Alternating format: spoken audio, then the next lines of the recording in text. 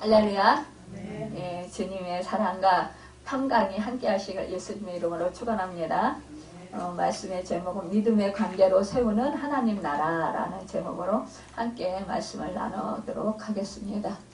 여러분, 우리가 오늘은 가정주일로 지키는데요.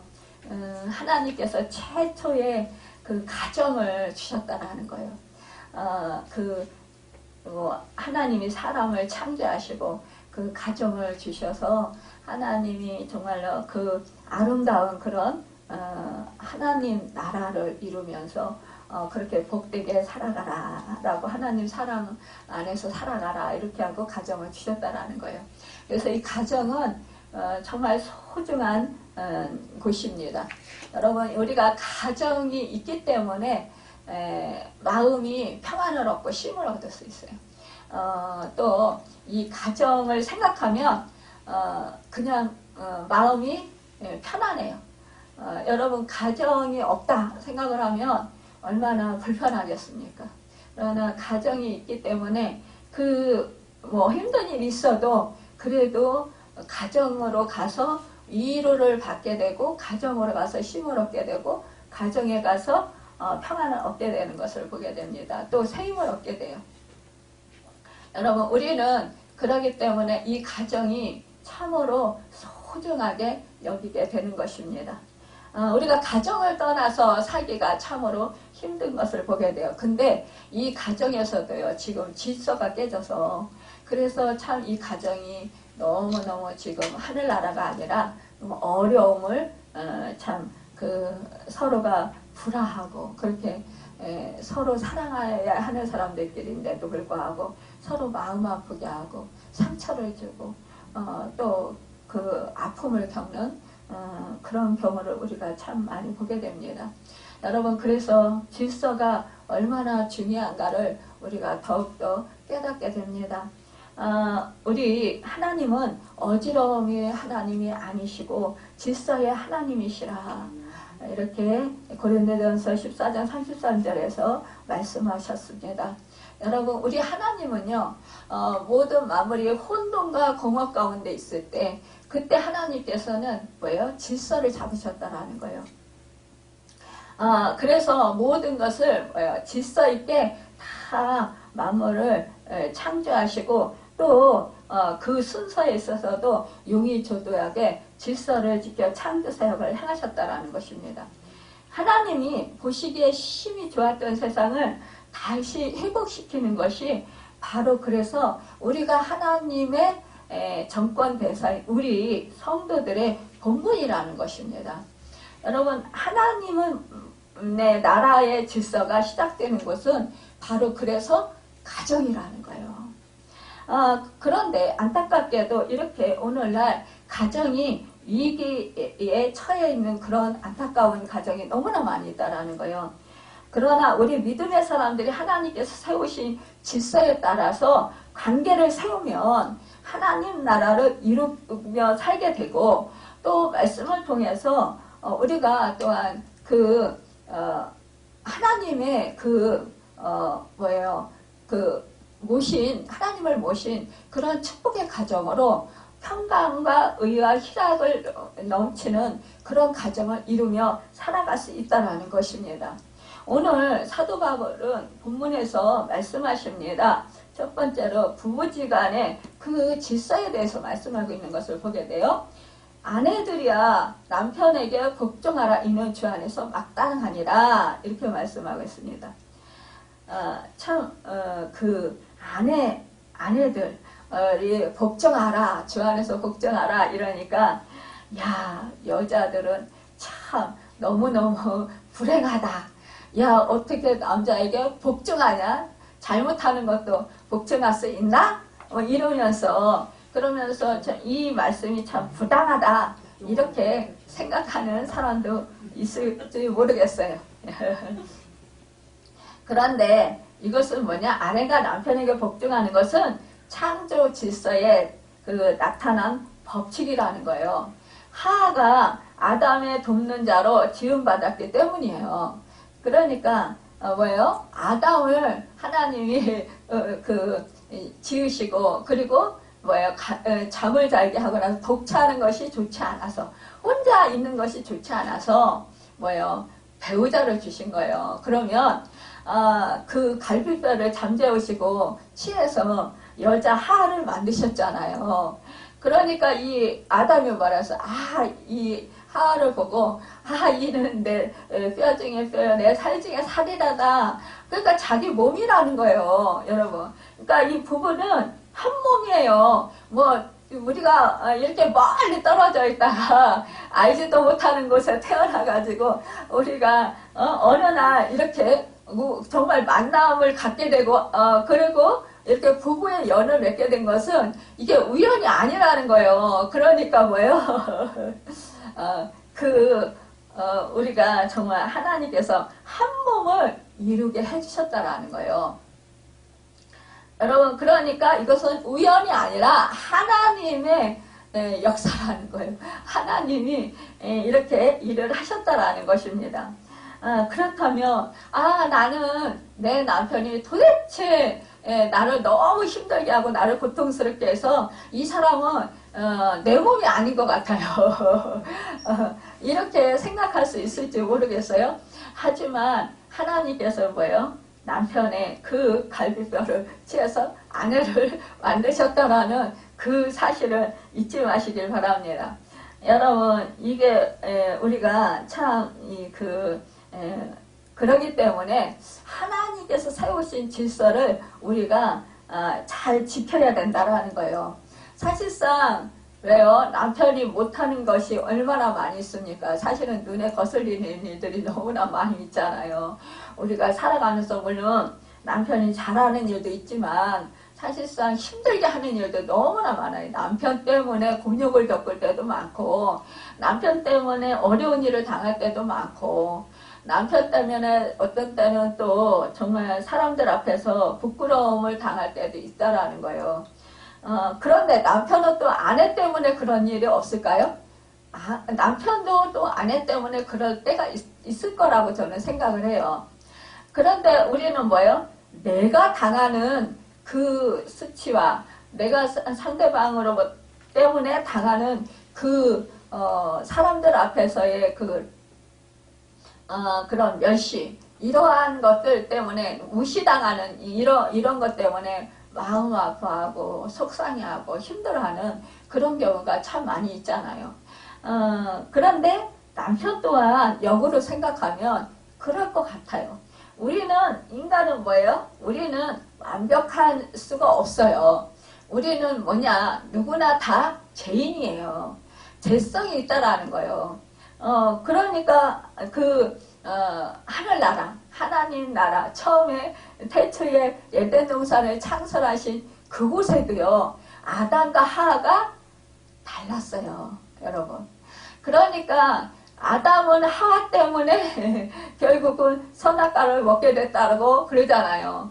근데 하와는 또 아담은 또 그게 또 딱 마음에 들었겠어요? 우리는 이렇게 에덴에서부터도 인간은 서로가 마음과 생각이 조금 달랐던 것을 볼 수 있습니다. 그러니까 이 아담이 솔직히 하나님께서 선악과를 따먹으면 죽는다, 정령 죽는다 이랬잖아요. 그러면 하와는 못 들었어요, 그 소리를. 그럼 아담이 가르쳐 줬을 거예요. 그러면 아담이 똑바로 말을 해줬어야 되잖아요. 이 선악을 알게 하는 나무 열매를 먹으면 하나님께서 정령 죽는다고 했어. 그러니까 절대로 이 선악을 알게 하는 나무 열매를 따먹으면 안 돼. 그리고 만약에 하와가 뱀의 꼬임을 받아서 선악과를 따가지고 와서 자기가 먹고 남편에게 아담에게 주었을 때 이것을 따먹으면 정령 하나님께서 죽는다고 말씀하셨어. 그러니까 이거는 하나님께 가서 우리가 용서를 구하자. 죄를 회개하자. 우리가 잘못했지 않냐. 이렇게 똑바로지게 하나님의 말씀을 순종하고 행했더라면 좀 달라졌겠죠? 그쵸? 에덴 동산에 쫓겨나지 않았겠죠? 근데 그리 하지 않고 그냥 하와가 가져다주는 선악을 알게 하는 열매를 덥석 받아서 먹었어요. 그러고 나서 뭐예요? 이 눈이 밝아졌다라는 거예요. 그러니까 수치가 보인 거예요. 그러니까 이 정말 벌거벗은 것이 서로가 보여지고 수치가 느껴지니까 나무 뒤에 숨었잖아요. 무화과 나무로 열매를 치마를 엮어서 이렇게 했지만 뭐 시간이 지나니까 다 말라서 다 뚝뚝뚝 떨어지니까 수치가 보이니까 나무 뒤에 가서 숨은 거예요. 그런데 하나님께서 몰라서 아담아 하고 부르셨을까요? 그런데 하나님은 다 아셨다라는 거예요. 이것은 뭐예요? 사실은 이 뱀의 꼬임이 하나님과 같이 눈이 밝아져서 된다라는 꼬임. 물론 그 선악을 알게 하는 나무를 하나님이 먹으면 죽는다고 했는데 이 뱀은 뭐라 하세요? 죽을까 하노라. 하와가 그랬잖아요. 뱀이 정녕 너희 죽지 않아. 이거 따먹어도 이제 눈이 밝아져서 하나님과 같이 돼. 이렇게 말했을 때, 그럴 때 하나님께서 죽는다고 하냐? 그러니까 아니 죽을까 하노라 이렇게 하잖아요. 하와는. 그러니까 우리가요 이렇게 교묘하게 내가 갖고 싶은 거, 내가 원하는 거, 그것을 얻기 위해서 하나님의 말씀을 조금 바꿔요. 그쵸? 나한테 유리하도록 조금. 왜? 그거를 지키기에는 내 마음이 너무 갖고 싶은 마음이 너무 욕구가 강렬해. 그러니까 그거를 놓기 싫은 거예요. 내가 원하는 거 그거를 그러니까 포기하고 싶지 않은 거예요. 여러분, 우리 속성은 그렇다라는 것입니다. 우리 속성은요, 누구나 다 내가 속으로 원하는 거, 내가 갖고 싶은 거, 이것을요 갈망하고 꼭 내가 가져야 돼. 이렇게 원하지, 하나님 말씀이라고 해서 이거를 딱 내려놓기가 너무 힘들다라는 거예요. 아니야, 거절하기가 힘들다라는 거예요. 그래서 우리가 죄를 짓는 경우가 너무나 많이 있습니다. 하와가 죄를 지었듯이. 그러니까 뱀을 원망할 수도 없는 거예요, 사실은. 뭐냐? 원인은 하와 자신에게 있었던 거예요. 그러니까 그 열매를 쳐다보지 말아야 되는데 자꾸 쳐다보지 않아요. 그러니까 보암직도 하고 먹음직도 하고 자꾸 보면 볼수록 탐나는 거예요. 우리가 생각을 하면 내가 뭘 갖고 싶어. 생각을 하면 자꾸 그게 없어서는 안 될 것 같은 거예요. 그러니까 그것을 자꾸 마음이 뺏기는 거예요. 근데 우리는 하나님의 말씀이 이것이 아니다라고 말씀하시면 우리는 단호하게 내가 원하지만, 내가 갖고 싶지만 포기할 줄 알아야 된다는 거예요. 그것이 바로 내가 죽는 거라는 것입니다. 여러분, 우리는 예수를 마음으로 믿어 우리가 입으로 시인했잖아요. 그럴 때 뭐예요? 예수 그리스도께서 십자가에서 죽으실 때 나도 함께 2000년 전에 그 십자가에 매달려서 죽었다라는 거예요. 그러니까 육이 죽었다라는 것입니다. 내 자아가 죽었다라는 거예요. 그러면 내 겉사람이 죽었다라는 거예요. 그러면 뭐예요? 예수 그리스도의 생명으로 다시 우리는 살아난 거예요. 부활하신 그 주님의 생명으로, 사망 권세를 이기신 그 주님의 생명으로 우리는 살아난 거예요. 그러면 우리는 주님을 주인으로 모셨어요.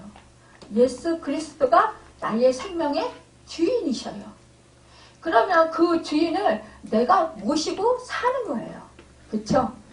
근데 우리는 뭐예요? 주님을 주인으로 모시고 산다고 분명히 고백했어요. 그래서 우리는 주님 때문에 제사함 받고 의롭다함을 받고 하나님의 자녀가 돼서 양자가 됐어요. 그런데도 여전히 뭐예요? 내 속에는 나를 사랑하고 자꾸만 내가 원하는 것을 가지려고 해요. 그런데 우리는 그럴 때마다 뭐예요? 예수님이 내 주인이야. 내가 내 주인이 아니야. 그러면 이제는 내가 생각하는 거, 내가 원하는 거, 내가 좋아하는 것을 이거를 주님도 좋아하시는지 물어봐야 돼. 그래서 주님이 그래 그것은 네가 가지면 참 좋겠어. 이러면 감사합니다 하고 받는 거예요. 하지만 그것을 네가 포기했으면 좋겠어. 가지지 않았으면 좋겠어. 그러면 바로 포기해야 되는 거예요. 근데 우리는 뭐예요? 포기해라. 그러면 더 갖고 싶어요. 지금 하하가 하나님이 그 선악을 알게 하는 나무 열매를 먹으면 죽는다 그랬어요. 너 죽어. 근데도 포기하지 않는 거예요. 계속 그 선악을 알게 하는 그 나무 열매를 자꾸 바라보는 거예요. 자꾸 갖고 싶은 마음이 더 간절히 들도록 자꾸 바라보는 거예요. 이것이 바로 바라보면 법칙이라는 거예요.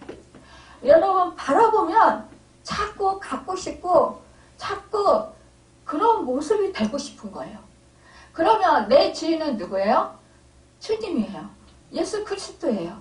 그러면 그분을 우리는 자꾸 바라봐야 되는데 여러분 내가 지금 갖고 싶은 지금 돈을 바라봐. 그러면 나는 돈에 자꾸 마음이 뺏겨. 내가 지금 어떤 사건을 바라봐. 지금 누구를 지금 그 사람 바라봐. 여러분 그러면 그 사람이 자꾸 더 친해지고 싶고 더 가까이 가고 싶고 그렇죠. 여러분 그런데 우리는 뭐예요? 주님을 바라봐야 되는 거예요. 그러면 주님을 자꾸 닮고 싶고 주님의 말씀이 자꾸 떠오르고 주님이 행하신 일들이 떠오르고 주님을 같이 되고 싶은 그런 마음이 된다는 거예요. 여러분 그래서 우리가 유명한 위인들을 멘토로 삼아라 이러한 말이 있잖아요. 이 세상에서는. 그런데 왜 멘토로 삼아야 될까요? 내가 그 사람을 닮아가고 싶어서. 그렇다면 우리는 세상의 위인들도 좋지만 그러나 뭐예요? 우리에게 새 생명을 주신 하나님의 자녀로 우리를 만들어 주신 그 예수 그리스도를 바라보는 거예요. 그분을 우리는 친구로 삼는 거예요. 그분을 모시고 우리는 살아가는 거예요. 그렇다면 그분이 이 땅에서 계셨을 때 어떻게 사셨더라? 그리고 그분이 무슨 말씀을 하셨지? 우리는 그렇게 생각이 들지 않겠어요? 그렇죠? 그렇다면 늘 생각하기에는 우리는 주님을 생각하는 것이에요. 그러면 우리는 주님을 닮아가면서 주님과 같이 된다라는 것입니다. 참으로 그래서 여기서 보니까 이 여자는 아담의 돕는 자로 지음을 받았어요. 그런데 돕는 자의 가장 중요한 역할은요. 우리가 참견이나 명령이 아니라 복종이라는 거예요. 우리가 남편이 하는 거 보면은 어떤 때는 저 이해가 안 되고 참 답답할 때가 있어요. 그쵸? 그럴 때는 그게 아닌데 저게 아닌데 왜 저럴까? 이러면서 이제 답답하니까 한 소리 하는 거예요. 왜 그걸 그렇게 해요? 이렇게 하지. 이렇게 말을 한다라는 거예요. 그런데 그렇게 하지 말라는 거예요. 그거는 뭐예요? 내가 남편을 가르쳐 주는 거예요. 내가 남편보다 위에 있겠다라는 거예요. 우리는 이래서 질서가 깨진다라는 거예요. 하나님이 가정을 세우셨을 때 질서를 바로 잡으라고 하시는 거예요. 그래서 질서를 세우시는 거예요. 이 사이 모든 것에도 다 질서를 세우고 계십니다.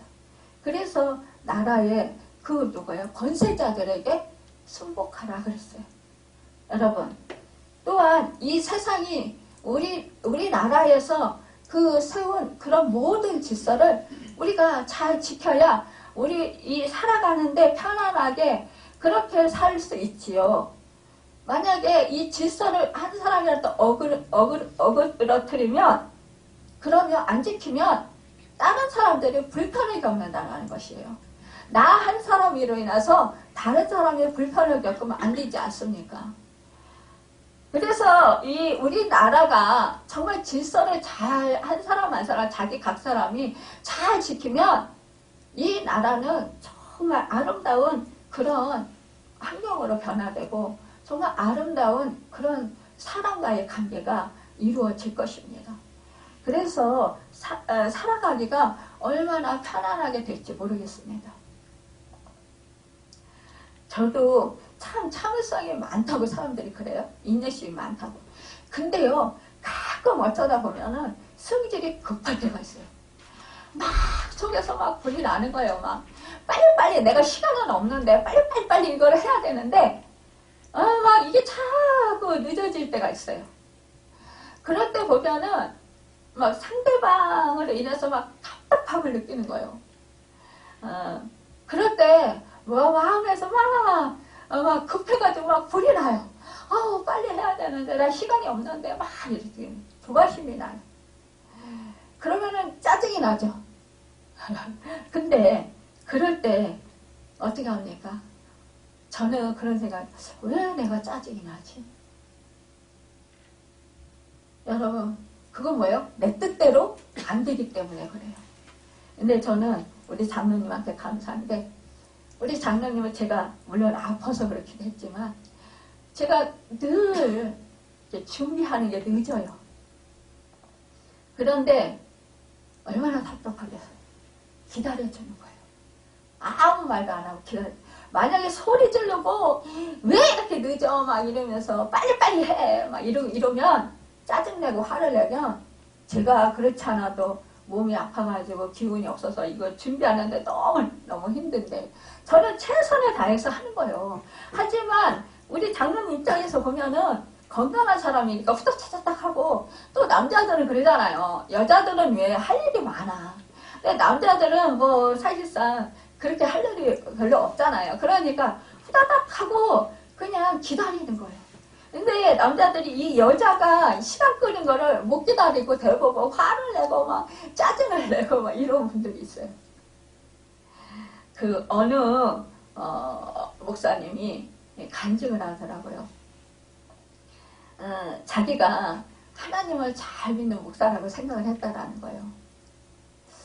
근데 어느 날 기도하는데 너는 네 아내 한 사람도 마음에 흡족을 못 주면서 무슨 네가 그 예수님을 닮았다고 생각을 하냐? 나를 그러니까 이제 성령님께서 말씀을 주시는 거예요. 그리스도를 닮았다고 네가 생각을 하느냐? 네가 목회를 잘한다고 생각하느냐? 이렇게 말씀을 주시더래요. 그래서 제가 뭘 잘못했습니까? 그랬더니 아내의 마음 하나도 맞춰주지 못하면서 무슨 네가 나를 닮았다고 하느냐? 네가 무슨 목회를 잘했다고 생각하느냐? 이렇게 말씀하시더라는 거예요. 그래서 그게 그 이유가 무엇입니까? 아내의 마음을 제가 그래도 잘 맞춰준 것 같은데 뭐가 못 맞춰줬습니까? 그랬더니 아내가 이게 막 좀 유명한 사람이에요. 그러니까 같이 이게 그 부부가 이제 동행하려면 그잖아요. 그 빨리빨리 시간을 맞춰서 빨리빨리 이거를 준비를 해야 되는데 이 아내가 항상 시간이 늦는 거예요.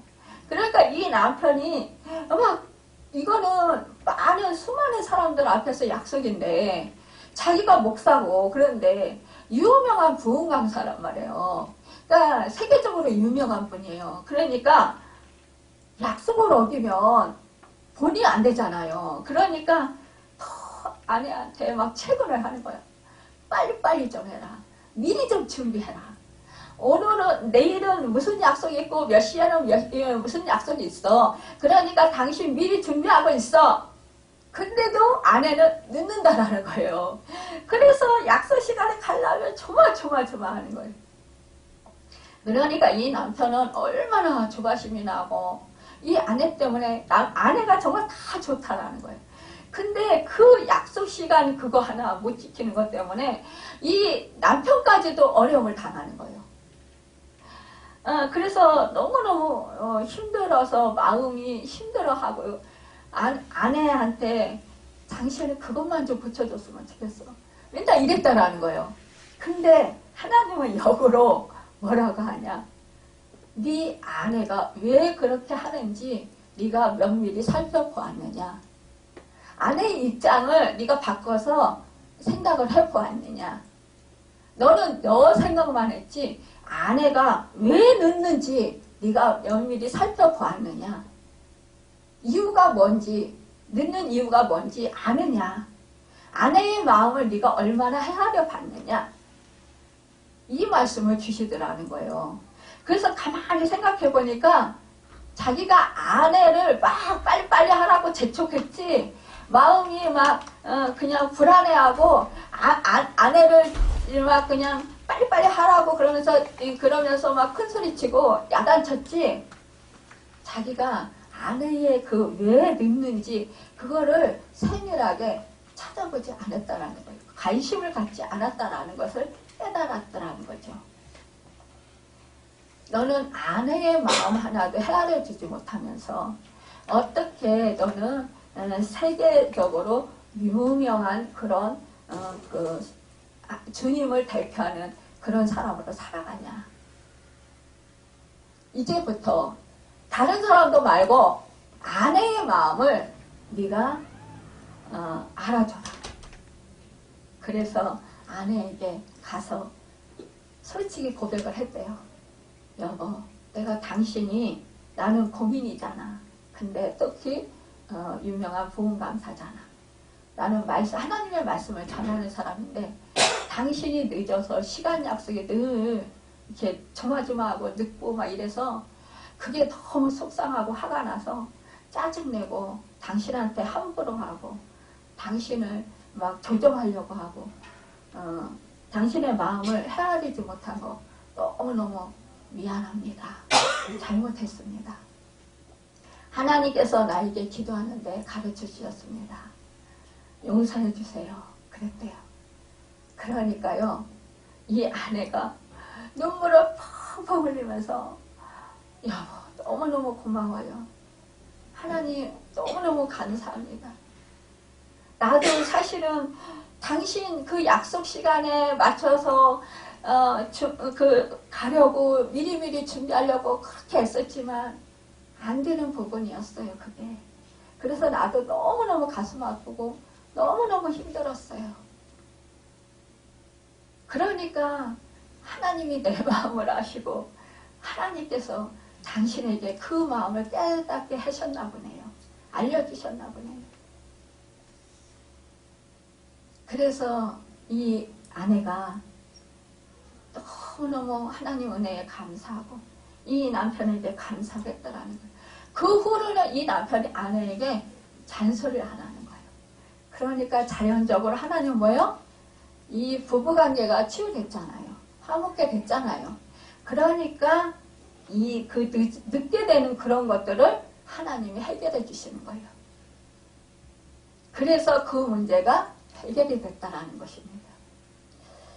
저도 그래서 늘 사실은 이제 장로님을 떠올려요. 그래, 내가 이렇게 막 나는 바빠 죽겠는데 사람들이 막 늦어서 시간이 늦어질 때 나는 막 거기서 조바심 나고 안달이 나고 막 마음이 급해가지고 막 힘든데 얼마나 힘들었을까. 참 고맙다. 참 감사하다. 그러면서 하나님께 하나님 우리 장로님과 같은 남편 주셔서 너무 감사해요. 이렇게 하나님께 영광을 돌리게 되죠. 하나님께 감사하게 되는 거예요. 우리는 뭐예요? 상대방이 나 때문에 얼마나 힘든가를 알고 그 고마움을 알 때 누구한테 감사하게 됩니까? 하나님께 감사하게 되는 거예요. 하나님이 이런 사람을 주셨기 때문에 또한 이러한 마음을 그 사람에게 허락하셨고 그렇게 행할 수 있도록 도와주셨기 때문이라는 거죠.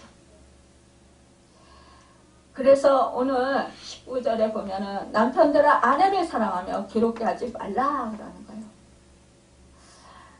그런데 어떤 사람들은 뭐예요? 소리 지르고 막 아내 마음을 헤아릴 줄 모르고 아내 입장을 헤아릴 줄 모르고 그러면 마음이 상한다라는 거예요. 그러니까 얼마나 힘이 들겠어요. 그러니까 부부관계가 자연적으로 멀어지죠. 속에서 뭐예요? 원망이 생기고 불평이 생기고 짜증이 생기잖아요.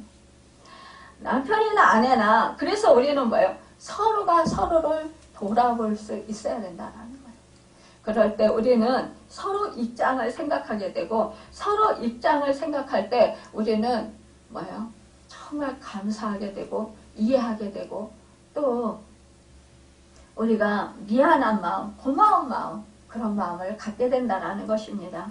그 사람이 얼마나 힘든가를 알 수 있는 그런 계기가 되어서 또한 내가 더 섬길 수 있는 마음이 될 수도 있다는 것입니다. 그래서 그 복종과 사랑의 정숙관계가 이 가정은 아니라는 거예요. 가정이나 사이, 교회도 마찬가지인데요. 질서가 깨질 때 문제가 생기잖아요. 그 부부는 그 가정의 기둥이에요. 그러니까 남편이 자기 권리만을 주장하면 아내 쪽의 기둥이 힘을 못 쓰게 될 것이고 또 아내가 자기 요구만을 주장하면 남편 쪽의 기둥이 기울게 될 것이라는 거예요. 그렇게 되면 뭐예요? 결국 피차가 부끄러운 모습이 된다라는 거예요. 사람들 앞에서. 기태는 말하기를 왕이든 백성이든 자기 가정에서 평화를 찾는 자가 행복한 인간이다 라고 했습니다. 부부 간의 화목이 가정의 행복에 가장 중요한 영향을 끼친다라는 거예요. 서로 다른 환경 속에서 성장한 남녀가 만나서 그런 정말 서로 인격적인 그런 서로 인격의 부딪힘이 있잖아요. 살면서. 그럼 이제 그 속에서 부딪히면서도 부모를 봉양하고 자녀를 양육한다는 것은 정말로 쉬운 일이 아니라는 거예요. 바람직한 부부관계를 유지하기 위해서는 서로 사랑하며 존중해야 한다는 것입니다. 서로 단점을 감싸주고 보완해주며 사랑의 결실을 맺기 위해서 함께 노력해야 된다는 거예요. 기나긴 세월을 함께 보내야 할 부부가 자신의 몫만을 찾으려 한다면 서로 간에 실증과 불신만 가정될 뿐이라는 것이죠. 그러니까 서로 양보하고 이해하는 가운데 가정의 행복이라는 그 공동의 목표를 달성하기 위해서 함께 계획을 세우고 기도하며 수고를 아끼지 말아야 한다는 거예요. 또한 말씀을 붙들고 우리가 기도할 때 하나님께서 자기 자신을 돌아보게 할 때 그때 그 자기 자신은 결국은 잘못된 것을 발견하게 될 때 그것을 고칠 수 있는 마음이 생긴다는 거예요. 그럼 바로 잡히면 상대방을 이해하게 되고 관용하게 되고 섬기게 된다는 것입니다. 이제 저희가 생명의 삶으로 큐티를 하는데, 거기에서 이제 김현재 목사님이 어느, 집사님의 그 간증을 쓴 것을 봤습니다. 그런데 이 남편이요, 이제 사업을 하고 일을 벌려가지고, 빚을 많이 진 거예요. 그래가지고, 그런데 이 집사님, 여자 집사님은 허리가 이제 아픈 거예요. 그런데 이 남편이 이 아내의 이 명의로 이제 돈을 많이 빌려 쓰고 카드도 쓰고 이렇게 해가지고 아내도 빚을 많이 지게 만드는 거예요. 그리고 자기도 빚을 많이 지고. 이러니까 빚을 못 갚으니까 채권자들이 난리가 났을 거 아니에요. 그러니까 이 남편은 잠적해버린 거예요. 아무 말도 없이. 그러니까 이 여자는 허리도 아프지 아이 둘이 있어요. 학교 다니는 아이들. 이 아이들을 케어해야지 하루아침에 날벼락 맞은 거잖아요. 아내는 몰랐던 사실이에요. 아내하고 의논이나 하면 모르죠. 아내하고 의논을 안 한 거예요. 그리고 잠적해버린 거예요. 이랬을 때 그 아내 된 이 집사님은 이 사람이 이렇게 가정에 대한 이런 책임감이 없구나. 이런 무책임한 사람이었었나? 너무나 실망하잖아요. 너무 억울하고 자기 명의로까지 돈을 빌리고 그래서 자기도 신용불량자 만들어 놓고 이 채권자들이 막 찾아와서 난리를 치고 자기만 전적하면 뭐예요? 이 남아있는 아내와 아이들은 어떡하라고요? 이 채권자들한테 시달리면서 너무너무 고통을 받고 있는 거예요. 그러니까 이혼하려고 생각을 한 거예요. 그리고 이 채권자들이 하도 난리를 치니까 이혼을 해야 되는 상황이 된 거죠. 그래서 이제 이혼하려고 마음을 먹고 서류를 준비하고 있다가 이제 목사님한테, 김영재 목사님한테 이제 말씀을 드리고, 이 이제 모임에서, 기도 모임에서 함께 기도합시다. 그리고 기도를 한 거예요. 기도를 하는데, 이 아내가 그날 말씀이, 이혼하면 안 된다라는 그런 말씀을 받은 거예요.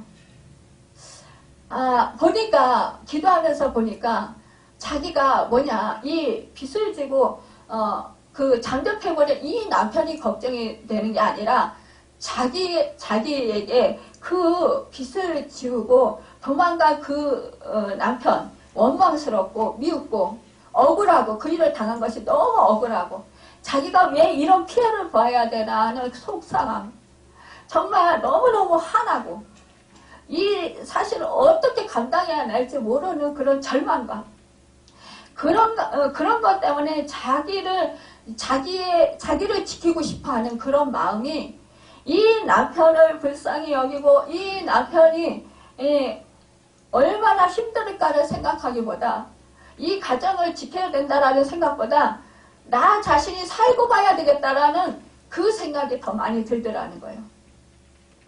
그래서 헤어지기로 했는데 기도하다 보니까 그것이 아니라는 거죠. 하나님의 뜻은 결국은 이 남편을 불쌍히 여기면서 이 남편을 위해서 기도하고 기다려주는 거예요. 견뎌주는 것이었다라는 거예요. 그래서 이혼을 하는 것을 이제 포기하고 접고, 그리고 하나님께 기도하면서 함께 이제 공동체들과 함께 기도 제목을 놓고 기도하면서, 그러면서 이제 기다렸는데 결국은 시댁에서요 그 빚을 갚아주겠다고 연락이 온 거예요. 10억이 넘는 그런 빚을 갚아주겠다. 수억이 넘는. 그리고 또한 그 직장도 이 집사님이 그 간호사로 취직이 된 거예요. 그러면서 사이길이 열리는 거예요. 이 채권자들도 정리가 되는. 여러분, 그렇습니다. 우리는요 현실을 보면 불가능한 일들이 너무나 많이 생겨요. 우리가 인생을 살아가면서 우리는 정말 이 불가능한 일, 이거 안 당하고 살고 싶은 거예요. 그런데 너무나 많아요. 그런데 이러한 불가능한 일이 있을 때 우리는 솔직히 상대방으로 인해서, 남편으로 인해서 아내가, 또 자식들이, 그 가정 공동체에 있는 사람들이 그 남편이 잘못함으로 인해서, 가장이 잘못함으로 인해서 하나님의 대리권자잖아요. 그런 사람이, 하나님이 그 남편을 통해서 복을 주시는데, 그런데 그 남편이 잘못함으로 인해서, 그 아버지가 잘못함으로 인해서 그 가정이 고통을 당한다면 그 가족 모두가 다 고통당하는 거예요. 그러니까 이 남편은 특별히 더 하나님과 믿음을 생활을 잘하면서 하나님의 인도를 더 잘 받아야 된다는 거예요. 말씀을 붙들고 살면서 정말로 인격적으로 그렇게 살아야 된다는 것입니다. 여러분, 참 그런데 우리가 사람이 살아가면서 인격이 하루아침에 변화되지 않는다라는 거예요. 이런 생각을 한다. 그러니까 우리는 모두 다 죄인이기 때문에 서로가 기도를 하는 거예요. 기도하고 참아주고 인내하고, 하나님 말씀 붙들고, 내가 못 이길 것 같으면 말씀 붙들고 견디고 이기는 거예요. 그때마다 말씀을 주십니다. 그래서 우리는 정말로 이 연합을 해야 된다는 거예요. 그래서 우리는 서로 가장 가깝고 소중한 존재임을 잊지 말고 합심해서 선을 이루도록, 가정을 지키도록 해야 된다는 거예요. 이 믿음의 가정, 믿음의 신실한 가정들이 대부분 그 고난 가운데 서로 이렇게 결집을 해요. 말하자면. 그러면 결집하면은 뭐예요? 서로 똘똘 뭉치고, 서로 격려하고, 서로 안아주고, 감싸주고, 용기를 북돋아주고, 이러면서 그 고난을 극복해 나간다라는 거예요. 환난을 이겨나간다는 거예요.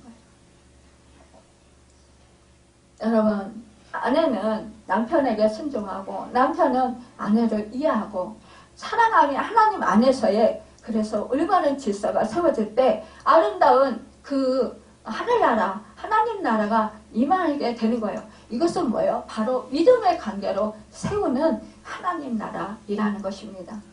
여러분, 부모는 자녀를 또한 인격적으로 사랑하며 자녀는 부모에게 순종해야 합니다. 이 사도 바울은 두 번째로 자녀와 부모와의 질서에 대해서 말씀하고 있습니다. 이 바울 사도는 하나님 나라를 말하면서 먼저 부부관계를 말했잖아요. 그 다음으로 부자 관계를 이제 말씀하고 있어요. 자녀는 먼저 모든 일에 부모에게 순종하여야 한다라는 거예요. 이것이 주 안에서 기쁘게 하는 것이라고 했습니다. 구약의 이스라엘 백성들에게 자녀에 대한 부모의 역할은 하나님의 계시의 전달자 사명이 있었어요. 그러니까 자녀가 부모를 거역하면 하나님의 계시를 무시하는 것이 되었다라는 거예요. 그러니까 부모는 하나님의 말씀을 받아서 그 말씀을 자녀에게 가르치는 그러한 말하자면 임무를 맡은 거예요. 그런데 그러니까 부모가 말하는 것은 이 자녀가 하나님의 말씀으로 받아야 되는 거예요. 그렇기 때문에 부모에게 거역하는 것은, 불순종하는 것은 하나님께 불순종하는 것과 같다라는 것이에요. 그래서 말씀하고 있습니다. 출애굽기 21장 17절에 보면 자기 아버지나 어머니를 저주하는 자는 반드시 죽일지니라 이렇게 말씀하고 있어요.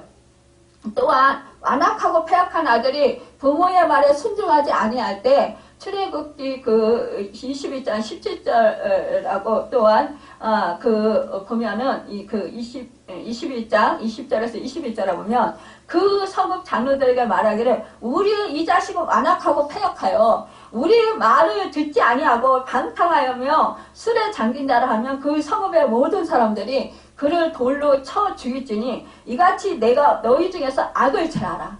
그리하면 온 이스라엘이 듣고 두려워하리라. 여러분, 출애굽기 20장 12절에 보면 내 부모를 공경하라. 그리하면 내 하나님 여호와가 내게 준 땅에서 내 생명이 길이라 말씀했어요. 그러니까 부모가 꼭 잘해서 순종하라는 것이 아니에요. 부모도 본질상 진노의 자녀들이었고 부모도 죄가 있습니다. 부모도 연약한 존재입니다. 잘못을 합니다. 부모라고 해서 다 잘하고 완벽하지 못합니다. 부모도 실수도 하고 부모도 잘못도 하고 실패도 하고 정말 자식들 앞에서 본이 되지 못하는 그런 삶을 살기도 합니다. 그럼에도 불구하고 부모에게 순종하라는 것입니다. 여러분, 우리는 정말 이러한 말씀들을 우리가 마음판에 새겨야 된다는 거예요. 우리가 하나님의 말씀을 많이 아는 것도 중요하지만 우리가 이 십계명에 있는 그러니까 하나님과의 관계에서의 4계명과 5계명서부터 보면은 이 부모를 공경하라가 그 사랑과의 관계에서 첫 계명이잖아요, 여러분. 그렇다면 우리는 그 계명을 우리는 잘 지킬 수 있어야 된다라는 거예요. 20절에 보면 자녀들이 모든 일에 부모에게 순종하라. 이는 주 안에서 기쁘게 하는 것이니라 이렇게 말씀하고 있다라는 것입니다. 그러니까 자식들이요 제일 큰 문제는 부모에게 순종 못하는 것인데 왜냐하면 그게 바로 세대 간의 갈등이기 때문이에요. 바울이 살던 당시에도 자녀들은 부모에게 순종하지 못했던 것을 볼 수 있어요. 어디 바울 세대뿐입니까? 보면은 인류 최초의 가정이었던 아담의 그 가정에도 이러한 경우가 있는 것을 보게 돼요. 보면은 뭐예요? 가인이 아벨을 쳐 죽였어요. 그러니까 하나님께서 가인에게 제사를 드릴 때에 이 가인의 그 제물을 받지 않았어요. 그러니까 아벨은 제물을 받고 가인의 제물을 받지 않았을 때 가인은 분노를 느꼈어요. 화가 나는 거예요. 동생의 제물을 받으시면서 하나님이 내 제물을 안 받으셔? 어찌 이럴 수가 있어? 그러면서 이때 자기가 자기를 돌아보고 자기 잘못된 것을 살펴봐야 되는데 내가 하나님 앞에 왜 제물을 안 받으신 이유가 뭡니까? 내가 물었다면 제가 뭘 잘못해서 하나님이 이 제물을 안 받으셨습니까? 이렇게 여쭤볼 수도 있잖아요, 하나님께. 그때 당시에 하나님과 대화할 때란 말이에요. 그런데 하나님께 여쭤보지 않고 그냥 아벨을 원망한 거예요.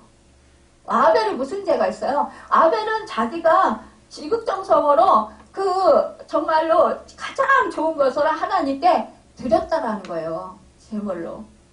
세상의 것으로. 흠없고 점없고 완전한 것으로. 첫 새끼로. 그런데 가인은 뭐예요? 대충 농사진 거 소산물을 대충 드렸다라는 거예요. 최고 좋은 최상의 첫 열매를 드리지 않았다라는 거예요.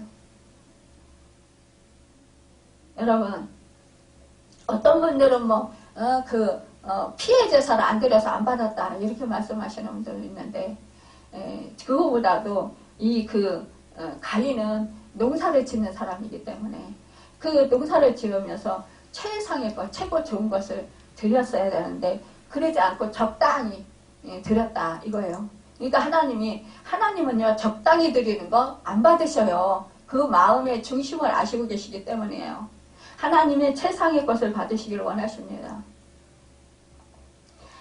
여러분, 그런데 하나님께서 가인에게 내 아우 아벨은 어디 있느냐고 물으실 때 가인의 대답은 모릅니다 이랬다라는 거야. 내가 아우를 지키는 자니까 하고 이렇게 하나님께 대듯이 대답을 했다라는 거예요. 그러니까 아담과의 대화가 뭐예요? 하나님과의 대화가 아니라 그때 이제 그러니까는 아담과의 대화가 하나님과의 대화가 아니고 뭐예요? 아담은 그때 살아 있었어요. 근데 하나님께서 이 가인에게 내 아우 아벨은 어디 있느냐 이렇게 물으신 거예요. 그렇다면 만약에 가인이 아벨을 쳐 죽였어. 그러면 이 아버지가 그걸 알았다면 야단을 치어야죠.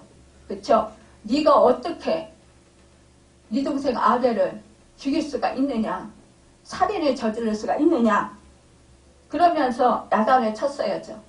근데 야단을 안 쳤다라는 거예요. 그러니까 하나님이 뭐예요? 대신 말씀을 하시는 거예요. 나서시는 거예요. 여러분, 아담이요 죽지 않았어요. 그러니까 이렇게 우리 부모가 자식에게 자식이 잘못해도 야단을 못 칠 때가 있어요. 여러분. 그런데 뭐예요? 그 부모에게 체벌을 하라고 하잖아요. 체벌을 하지 않으면 그 자녀가 잘못되게 된다. 이렇게 말씀하시잖아요. 참, 아벨이 죽은 다음에 이제 하나님께서 셋을 주셨는데, 그런데 이제 아무 말도 가인에게 이 아버지가 둘째 아들이 죽인 거에 대해서 말씀을 못했는데, 이때 정말 이렇게 부모인 아담이 말 못할 정도로 이 자식들이 어려운 존재라는 것입니다. 여러분, 자식들이요 좀 크면은요 어렸을 때는 좀 그래도 말을 듣다가 크면 말을 안 들어요. 그러면 어려워져요. 자기 이제 자아가 크고 이제 자기가 돈을 벌고 독립을 하고 결혼을 하고 이러면 대부분 말을 안 들어요. 자기 주장이 강해요. 오히려 부모를 가르치려고 하죠. 이런 경우가 정말 뭐예요? 그럴 때 이 부모는 자식들 눈치를 보게 되는 상황이 된다라는 거예요. 그러면 부모들이 참으로 얼마나 안타깝겠습니까? 그래서 참 어느 할머니는 뭐 자식들 자랑을 그렇게 하더래요. 그래서 그 자식들이 정말 그렇게 잘해주는 줄 알고 그랬더니 나중에 보니까 자식들이 그렇게 찾아오지도 않는 거예요. 그런데도 뭐예요? 이 부모는 자식들이 남에게 안 좋게 보이는 것이 싫은 거예요. 그러니까 그냥 자식들을 좋게 얘기를 하는 거예요. 그런데 나중에 알고 보니까 그 자식들이 찾아오지도 않고 그래서 이 병이 나도 모르고 그냥 그렇게 혼자서 고통을 당하고 이런 경우를 이제가 있었다라는 것입니다. 여러분 그렇습니다. 부모는 자식의 허물을 감춰주고 또 그 부모는 정말로 자식을 가슴에 끌어안게 되는 것을 볼 수가 있어요. 여러분 그런데 오늘 말씀에 보면은요. 참 아비들아 너희 자녀를 노엽게 하지 말지니 낙심할까 함이니라 또 말씀하고 있습니다. 참 이 그 자녀가 부모로서 그 함부로 할 수 있다고 어리다고 함부로 하게 되면은 그 말을 함부로 하거나 이러면 낙심하게 된다라는 거예요. 대개 자녀들이 잘못되는 경우는 부모의 말에 자극을 받거나 충격을 받아서입니다. 아무리 자식이 못 믿어도 부모가 자식의 자리를 대신할 수는 없어요. 마찬가지로 부모가 믿었지 않아도 자식이 부모의 자리를 대신할 수 없습니다. 그렇기 때문에 부모는 자식들이 용기를 가지고 자랄 수 있도록 붙들어 주어야 해요. 이 가정의 진정한 평화는 어디서 오는 거냐? 그것은 부모와 자녀 간의 사랑으로 만들어가는 것입니다. 그러니까 어느 한쪽에서만 어떻게 할 수 있는 것이 아니라 양쪽이 모두 협력해야 한다는 것이에요. 그렇기 때문에 부모인 자들이 먼저 사랑과 관심을 가져야 합니다. 그러면 아이들이 순종하게 될 줄로 믿습니다. 왜냐하면 자녀들은 부모들이 하는 대로 따라하기 때문에요. 아이의 생각이나 감정이나 인격이나 의견을 무시하고 부모가 하고 싶은 대로 하는 행위, 그런 것은요 아이로 하여금은요 잘못되게 만드는 그 부모의 그런 행위라는 거예요. 근데 이 부모는 몰라요. 어렸을 때는 그냥 자기가 마음대로 그냥 이렇게 뭐 아이를 이렇게 저거 할 수 있으니까 아마 그냥 자기가 좋은 대로 해가는 그런 경우가 참 많이 있어요. 이런 경우요, 이 사탄의 역사로요, 아이가요, 불안하게 되고요. 그리고 잘못되는 경우가 많이 있어요. 왜냐, 이 상처로, 부모로부터 받은 상처로부터.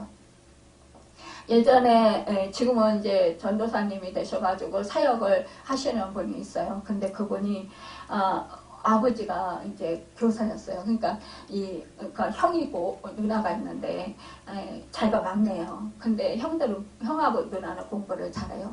근데 아버지는 교사예요. 그럼 교사는 뭐예요? 자식이 다 공부를 잘하기로 원하는 거예요. 근데 이 자식은 막내는 공부에는 관심이 없어요. 운동을 좋아해요. 그러니까 공부를 아버지가 가르치는 거예요. 잘하게 하려고. 근데 이 자식은 공부를 가르쳐도 못하는 거예요. 그러니까 못하면 막 때리는 거예요. 옥상에 올라가서 막 때리는 거예요. 근데 이것이 너무너무 상처가 돼가지고요. 그래가지고 이 자식이요 나중에 중고등학교 고등학교 가가지고는요 아버지가 싫어하는 일만 하는 거예요. 골라서 담배 피고 기독교 가정이에요. 모태신앙이에요. 3대 신앙이에요. 그러니까 담배 피고 나쁜 불량한 친구 키도 크고 덩치도 커요. 불량한 친구들하고 가서 막 이렇게 놀고 그렇게 하는 거예요. 그러니까 이 상처가 얼마나 큰지요. 아빠한테 대드는 거예요. 이제 아빠가 어렸을 때는 희철이 가지고 때리고 뭐 막 이렇게 때리면서 막 이제 으르고 막 이러면서 뭐 이제 아이를 잡을 수 있잖아요. 근데 크니까 안 되는 거죠. 이 아이가 크니까 뭐예요? 아빠보다 키가 더 커요. 그러면은 아빠가 때리려고 매를 들어. 그러면 이 자식은 뭐예요? 아빠 그 매를 딱 붙잡고요. 손을 딱 붙잡는 거예요. 그러니까 아빠가 이러지도 못하지도 못하는 거예요. 그 얼마나 웃깁니까? 참. 그렇게, 그랬는데, 이 사람이요, 정말 이렇게 이 속에 분노가 가득 차 있는 거예요. 그런데 제가 이렇게 사역을 할 때 그분이 성령의 충만함을 받으니까 그 상처들이 다 드러나는 거예요. 여러분, 얼굴이 무섭게 변했어요. 그 상처가 드러나와서. 그거 치유받으면서 정말 전도사로 신약 공부해서 하나님께 잘 쓰임받고 있습니다. 그런데요, 이 자식이요, 이렇게 하다 보면 사탄의 역사로 무기력증에 빠지게 돼요. 그러면 여러분 생활이 제대로 되지가 않아요. 학교 다니는 애들이 학교 생활을 제대로 못해요. 그래서요 학교를 못 가요. 학교에서 정말 이렇게 초등학교 때 이런 때는 아주 총명하고 뭐 공부도 잘하고 막 뛰어난 그런 재능이 있었던 아이들도요 중고등학교 사춘기에 가서는 공부가 하기 싫어지는 거예요. 공부해야 된다는 건 알아요. 자기도 잘해야 된다는 걸 알아요. 그럼에도 불구하고 이게 안 되는 거예요. 몸 따로 마음 따로 이게 안 움직여지는 거예요. 못 일어나는 거예요. 무기력증으로. 자기는 일어나야 된다는 걸 알아요. 수십 번 깨워줘도 못 일어나요. 요즘에 제가 이제 아이를 전화로 깨우고 있어요. 그러면서 기도하고 있어요. 기도해주고 일어나야지. 그래서 가야지. 그 핸드폰을 스피커폰으로 켜놓고 일어나야지. 가야지. 일어나. 하나님이 너와 함께 하셔. 이러면서 자꾸 격려의 말, 용기를 붙여다주고 소망의 말을 주고 그러면서 얘가 무기력증으로 못 일어날 때 그래 못 일어날 거야. 네 힘으로는 안 될 거야. 주님 도와주세요. 주님 세임 주세요. 나 일어날 수 있게 도와주세요. 목사님도 예전에 그랬어. 목사님도 일어나고 싶은데 안 일어나졌어. 몸이 너무너무 무기력해서 몸에 힘이 하나도 없어서 일어날 수가 없었어. 일어나야 된다라는 거 아는데 안 됐어. 그래서 너무너무 고통스러웠어. 근데 너 일어나야 돼. 하나님은 너가 일어나서 하나님을 의지하고 일어나서 지금 네가 학생으로서 공부를 다 하기를 원하셔. 그래야 너에게 앞으로 소망이 있고 너는 발전할 수 있고 앞으로 하나님께 존귀하게 쓰임받는 자가 될 수 있고 세상에서 선한 영향력을 끼칠 수 있는 그런 축복의 통로로 살아갈 수 있어. 그 스피커폰을 계속 기도하다 말고 제가 가서 전화를 그렇게 하면서 계속 이렇게 해줘요. 일어났어? 그러면 일어났어요. 그래? 그럼 일어났으면 움직이자. 움직여야 돼. 움직이지 않으면 안 돼. 주님이 도와주셔도 네가 움직여야 돼. 움직일 때 주님이 도와주시고 세움을 주시고 능력을 주셔. 네 의지로 드려야 되는 거야. 하나님이 너를 도와주시지만 네 의지도 네가 가지고 결단하고 행동을 해야 돼. 그래서 그래 일어났지? 그러면 가자. 가서 화장실에 가서 씻자. 그럼 알았어요. 그래 씻고 나왔어? 그래 그러면 이제 버스 타고 가라. 부모에게 의지하지 마라. 부모한테 차 태워달라고 하지 마라. 늦었어도 네가 가야 돼. 하나님을 의지하고 네가 가. 이렇게 하니까요. 지금 이제 시작하고 있어요. 여러분 그렇습니다. 우리가요 왜 안 되는 그 아이만 탓하는 거예요. 왜 너는 못해? 왜 예전에 잘했었는데 왜 지금 너는 안 하는 거야? 너는 참 사춘기가 됐다고 이상해졌어. 부모 말도 안 듣고. 내가 너 때문에 얼마나 힘든지 알아? 애 탓만 하는 거야. 애만 잡는 거예요. 근데 본인 자신은 부모로서 돌아보지 않는 거예요. 부모가 얼마나 잘못했는지, 부모가 자식에게 얼마나 마음을 아프게 했는지, 부모로서 자기 자식이 얼마나 힘들었는지, 지금 얘의 감정이 어떤 건지, 얘 마음 상태가 어떤지 이걸 헤아려보지 아니하고 자기만 얘 때문에 힘들다고. 너 때문에 내가 얼마나 살기 힘든지 알아? 내가 너 아니면 나는 헐헐 알아보면서 나는 편안하게 살 거야. 이렇게 얘기한다라는 거예요. 그러면 그 아이는 어떻게 할까요? 부모가 너를 싫다고 그러면 그 자식은 어떻게 할까요? 오도갈 때 나이는 어리고 오도갈 때 없고 정말 난감하지 않겠어요? 제일 의지하고 제일 사랑해 줄 부모가 사랑한다고 하면서도 네가 그렇게 잘못하니까 나는 널 돌봐줄 수 없어. 여러분, 이거는요, 누구나 하는 거예요. 누구나. 이 세상 사는 나하고 관계없는 사람들요, 네가 잘못하니까 나도 너 싫어. 너 안 봐. 이건 누구나 하는 거예요. 부모는요, 싫어도 잘못해도 아이가 바보라도 아이가 장애자라도 내가 죽을 것 같더라도 그 아이를 버릴 수 없고 그 아이를 품고 가야 되는 거예요. 근데 내 힘든 것만 생각하고 아이를 그렇게 할 때 그 아이는 어떻겠습니까? 인터넷에 정말 싫어요. 부모가 싫어요. 쌍욕하고 싶어요. 라는 제목으로 글이 올라온 것이 있어서 제가 보았어요. 자기 나이 26살이지만 아직도 9살에 머물러 있고 아직도 사춘기를 못 벗어났다고 하였습니다. 부모 같은 인간이 되지 않겠다고 자신을 다붙이면서 살았다고 해요.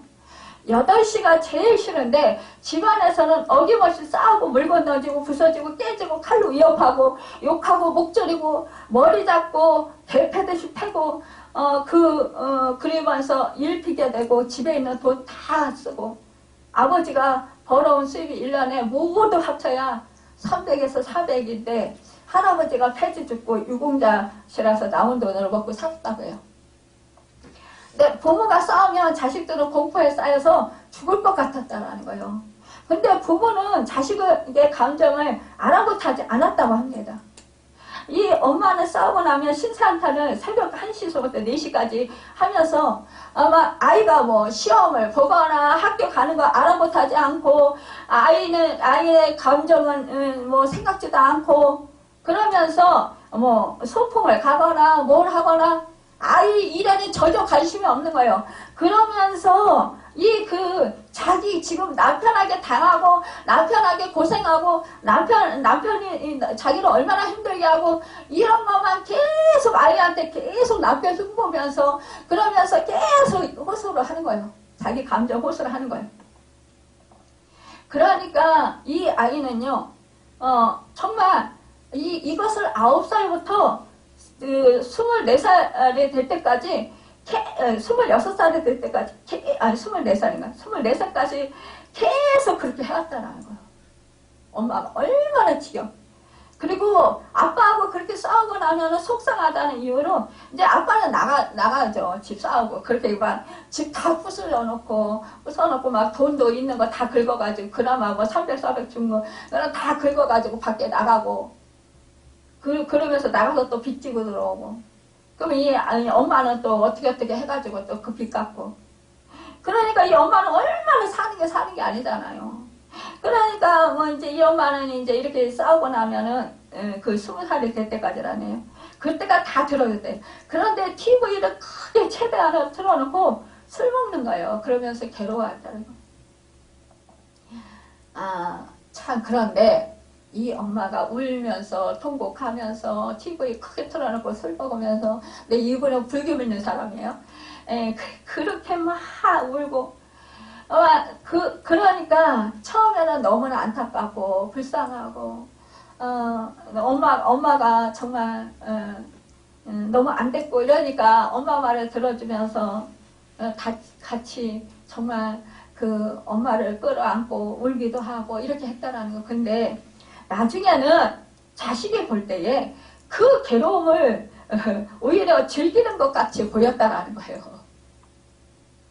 여러분, 언제 그러냐는 듯이 싸우고 나면 또 어물쩍 넘어가고 또 자기는 트라우마에서 벗어나지 못했는데 이 글을 쓴 사람은 트라우마에서 벗어나지 못했는데 너는 괜찮니다라는 말 한마디 없이 자기들이 어떻게 했다라는 식으로 말하고 그때부터 엄마도 아빠의 수준이 되었다라는 거예요. 그러니까는 또 이렇게 화해하면은요 어물쩍 자기들끼리 또 나가서 또 뭐 맛있는 거 먹고 들어오고 또 뭐 어디 가고 이렇게 한다라는 거예요. 아이들은 아랑곳하지 않고 그러니까 좋을 때는 자기들끼리 좋고 뭐 나쁠 때는 집에서 싸우면서 뭐 아이들은 막 그냥 공포에 시달리는데도 아랑곳하지 않고선이나 뭐 이렇게 아이들은 돌보지도 않고 그러니까 뭐요 참 이 엄마는 자신을 선으로 위장하고 포장하고 불쌍한 인간이라 세대하는 그 어미라고 하는데 어미라는 사람과 아빠 모두를 증오하고 그렇게 미워하게 됐다라는 거예요. 처음에는 자신도 이러지 않았었는데 왜 아무도 내 말을 듣지 않지? 그래서 소리 지르고 욕하기 시작했다고 했다라는 거예요. 그러니까 9살부터 이제 이 사람, 글 쓴 사람은 쌍욕을 했다라는 거예요. 너무 부모가 막 싸우고 이러니까 싫어 하면서도 배우는 거죠. 사실 그런데 그 쌍욕을 하면서 그 내면에서 뭐냐? 사실 나 무서워. 제발 그만 좀 해. 제발 내버려둬 라고 말하고 싶었다라는 거예요. 근데 사람들이 안 듣다라는 거예요.